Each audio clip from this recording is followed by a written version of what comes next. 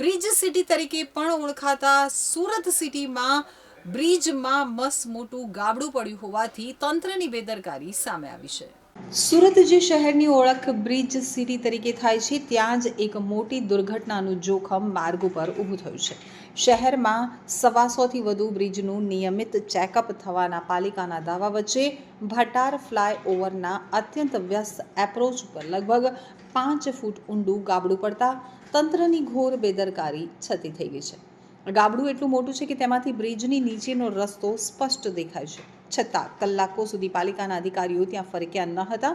સુરત શહેરના Bhatar flyover bridge university road અને ઉધના તરફના ટ્રાફિક માટે જીવાદોરી સમાન છે. આ લાઇફ લાઇન પર બપોર બાદ અચાનક એપ્રોચના ભાગમાં ગાબડું પડ્યું હતું. સ્થળ ઉપરની ગંભીર પરિસ્થિતિ આઘાતજનક હતી. બ્રિજના એપ્રોચના ભાગમાં લગભગ 1.5 ફૂટ પહોળું અને 5 ફૂટ જેટલું ઊંડું ગાબડું નજરે પડ્યું હતું. ગાબડું એટલું ઊંડું હતું કે તેમાં આખો હાથ નાખી શકાતો હતો અને નીચેનો રસ્તો જોઈ શકાતો હતો. આ ગાબડાની બરાબર બાજુમાં એપ્રોચના ભાગમાં મોટી અને ગંભીર તિરાડ પણ જોવા મળી હતી, જે સ્પષ્ટ સંકેત આપે છે કે માળખું જોખમમાં છે. સ્થળ ઉપર હાજર લોકોમાં ભય હતો કે જો રાત્રિના સમયે અથવા વધુ ટ્રાફિક વચ્ચે કોઈ વાહન ચાલક આ મોતની ખાઈમાં પડે તો ગંભીર અકસ્માત સર્જાઈ શકે છે.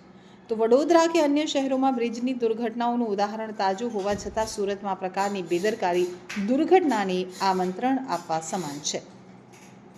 ભારે ટ્રાફિકથી ધમધમતા બ્રિજ ઉપર આટલું મોટું ગાબડું પડ્યાના કલાકો બાદ પણ સુરત મહાનગરપાલિકા દ્વારા ઘટના સ્થળે કોઈ પણ પ્રકારનું બેરિકેડિંગ કરવામાં આવ્યું ન હતું, જેના કારણે સતત વાહન વ્યવહાર ચાલુ રહ્યો હતો.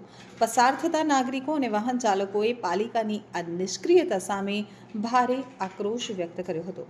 લોકોનો સવાલ હતો કે જ્યાં પાલિકા કરોડોના ખર્ચે બ્રિજ બનાવે છે અને તેના નિયમિત ચેકઅપના દાવા કરે છે, ત્યાં આટલું મોટું ગાબડું પડ્યું કઈ રીતે?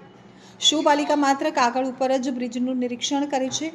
સ્થાનિકોએ તાત્કાલિક માંગણી કરી છે કે પાલિકા તાત્કાલિક યુદ્ધના ધોરણે આ બ્રિજને વર્તમાન ટ્રાફિક માટે બંધ કરી અને સમારકામની કામગીરી શરૂ કરે. શું સુરત પાલિકા કોઈ મોટી જાનહાનિ થાય ત્યાં સુધી રાહ જોશે કે પછી આ ગાબડાને તાત્કાલિક રિપેર કરી અને પોતાની બ્રિજ સિટીની શાખ બચાવશે? તે તો હવે જોવું જ રહ્યું.